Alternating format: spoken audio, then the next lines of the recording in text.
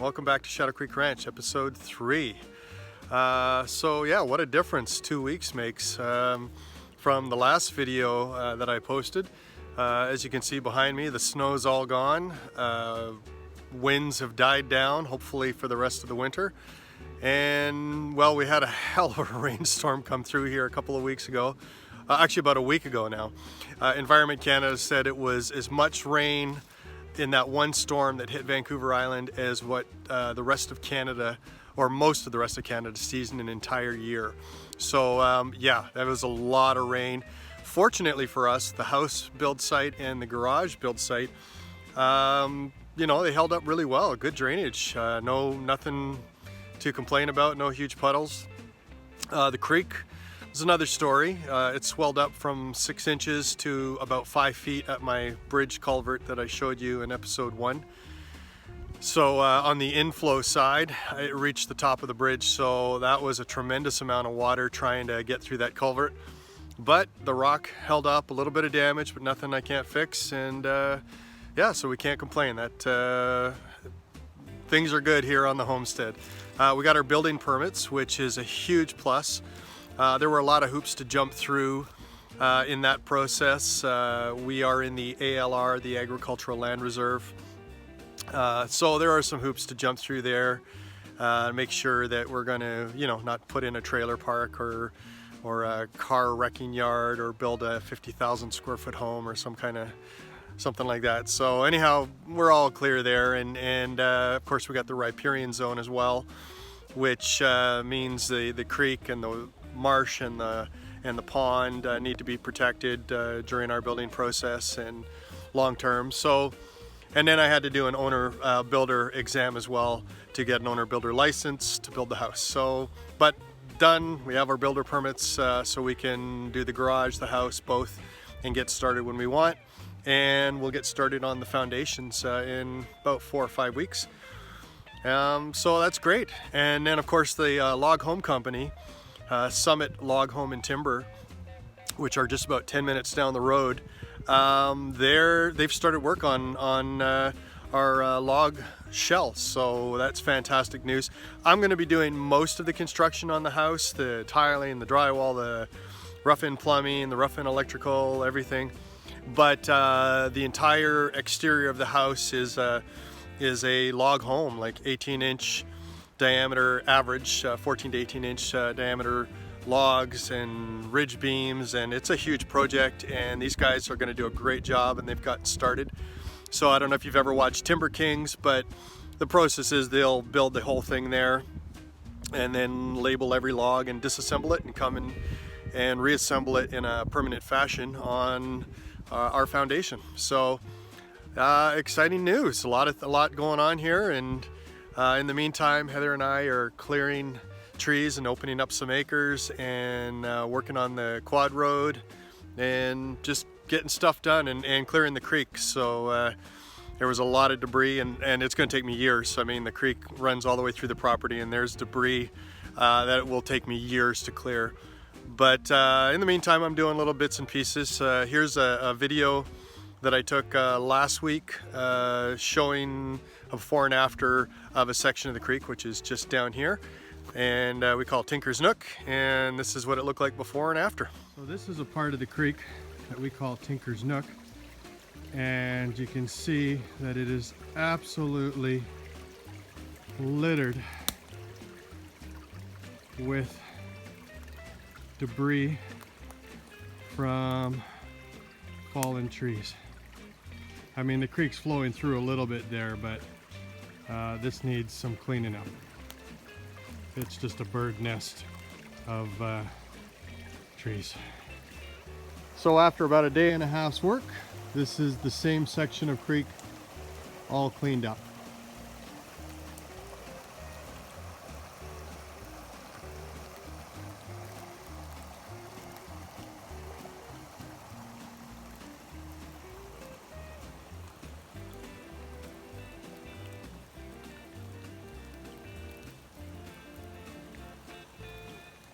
So I forgot to mention in the last clip another chapter in the continuing saga of tarp management. During the torrential downpours, and let's just call it what it was. It was actually like biblical rain coming down the other night.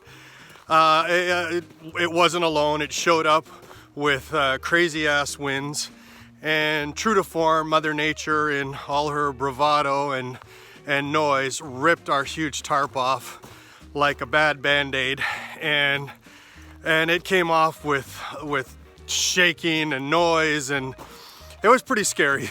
The trailer was shaking and everything, and Heather said that if we had a panic button, you know, let me off this ride, please, I want off this ride, we would have pushed that button. And she's right, we probably would have pushed that button the other night, but we didn't have a panic button and no way to get off the ride, so we stuck our way through it. And of course, when we're in the house, things will be different. I mean, a house is solid and, you know, huge logs and lots of framing and insulation and double glazed windows and all those things. And these storms won't be such a big deal. But when you're in a trailer, you're a lot more vulnerable, and, you know, the trailer's got single glazed windows and not a lot of insulation from noise and stuff. And they move, they shake, and especially in strong winds with a tarp, you know, which is basically a giant sail attached to them. Yeah, it's a lot of fun. so there's that. Yeah, other than that, one of the other projects I've been working on here, I'm in an area of the property we call Rohan. If you're a not Game of Thrones, a Lord of the Rings fan, you'll know the name Rohan, the Riders of Rohan. This area here we started clearing in August, and literally I was hacking a trail through this area with a machete. Otherwise you weren't walking in here. This was like hack and, you know, arduously gain 1 foot at a time with a machete, trying to gain entrance to this part of the forest. And it was nasty. I mean, there were thorns ripping into my clothes and my arms and occasionally into my eye, and it was pretty nasty. But, you know, after, what has it been, about 5 months, we've cleared Rohan of, you know, a huge amount of trees. And, you know, our long-term goal is to eventually have a horse stable in this area, but probably not for about 4 or 5 years. But in the meantime, we've been, you know, clearing the area and just try and get you a view here. And also working on this quad tractor road we call Winter Lane. And it already does connect up with Rose Hill, which is the area I told you about in the last video. But it doesn't connect up all the way that a quad could drive through. We've hacked a trail through there, and so over the last 5 months, I've been building this quad tractor road here through this part of the property, and taking all the smaller alders and evergreens that we're not going to use for firewood or anything, and chipping them up with a wood chipper to make our yellow brick road here. And so there's an area up here just beyond the tractor that has been a nemesis of mine. We've called it the hump. Sorry for the bad camera angle here. It'd be different if Heather was filming for me or something. Anyhow, I'm walking backwards and trying not to trip. And that wouldn't look good on video, or it might look good on video. Anyways, the hump here, that's our wood chipper called the Brushmaster. I call it the Beastmaster. It is awesome, man. Like 3 and 4 inch trees, you just shove them in this hole here and they make awesome wood chips for our trail. This hill here we call the hump wasn't so gradual like this. As we've been cutting through the forest, you know, there's been things that have sort of dictated the flow and the direction of the trail, like these giant old growth stumps, of which we have dozens on the property. Some of them are huge. They're really impressive stuff you'd see in a provincial park, you know, 15 feet high and 48 inches around. We've got some beautiful old growth stumps here, but they've sort of dictated the flow, you know, got to go around there and stay away from the creek. And so we ended up at this hump here, and it was a really steep hump, about 5 feet high and had dozens of tree stumps on it. Trees, alder trees like these. Some of them smaller, some of them bigger. But it was a bit of a nemesis of mine. When I got to this point, I was like, I don't know, maybe I should go around it, and so I kind of stopped for a while, and we got onto other projects and the bridge and everything, and I finally decided to tackle it. And it meant pulling the stumps, which is not easy. The smaller ones I hook a chain up to and pull them with the tractor, but the bigger ones don't want to come. I just, you know, it's not a big and strong enough tractor to do that. So I have to hack them out with an axe and a reciprocal saw, and then you get the tractor bucket in and scrape it away. But you can see back here, you know, it's the forest there is where we connect up with Rose Hill. So I'm on the home stretch here, but it's been a nightmare to get over this hump. I've taken about 2 feet of soil off the top and removed most of the stumps. These are the last, you know, I don't know what I got, probably about 10 or 12 to go, and then line it with the chips, and then we have this beautiful quad tractor hiking road. In the wintertime we could snowshoe or cross-country ski here. And you know, it's not just recreational, it's also giving us access to other parts of the property, which we will eventually farm.